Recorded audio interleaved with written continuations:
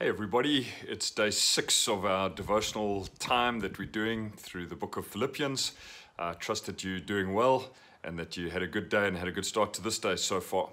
Yesterday I shared from Philippians 1 verse 21 where Paul says, "For to me to live is Christ and to die is gain." And I received the message from a friend who sent it from someone else who had listened to that and wrote this.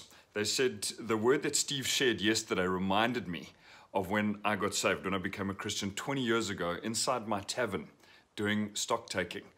He said something just happened, like someone was there inside with me and asked me, "How many people are you going to kill through running the tavern and through selling that alcohol?"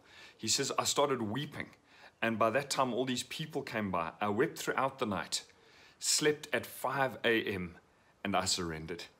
He said, "Immediately I closed my business and gave away everything, and God spoke through this word, Philippians 1 verse 21. And he says, until today, I don't regret it." He's still following Christ passionately today, 20 years later. That brings me to today's verse, Philippians 1 verse 27. And Paul writes this, he says, "Whatever happens, conduct yourselves in a manner worthy of the gospel of Christ." Whatever happens, conduct yourselves in a manner worthy of the gospel of Christ. One of the things that fascinates me is the elite forces that many of the largest armies in the world have.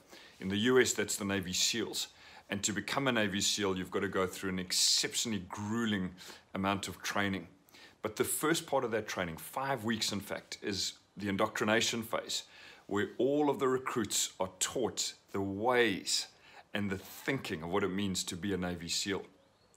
Paul's writing this to people who are Christ followers, people involved in a local church. And he says to them, guys, whatever happens, conduct yourselves in a manner worthy of the gospel. This is a far higher calling than any Navy SEAL or any military training could ever be. He's saying you've been called to something higher, to something greater. You see, the gospel of Christ, the gospel of salvation, of rescue, rescues us from something, and it also rescues us into something. It rescues us from self-centeredness. You see, without the gospel calling me to something higher, essentially the person I'm living for is myself. And that could express itself through arrogance and pride. It could express itself through panic and fear. But however it expresses itself, it really is a taproot of self-centeredness. And the gospel of Christ comes to rescue me and to pull me into his kingdom, into a much higher level of conduct and of living.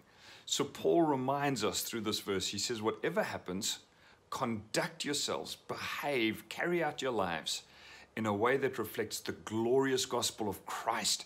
Don't slide back into your self-centeredness, but look forward and look up in a God-centeredness and a view of others that involves humility and service and kindness and compassion.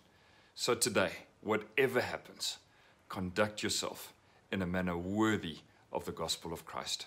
God bless.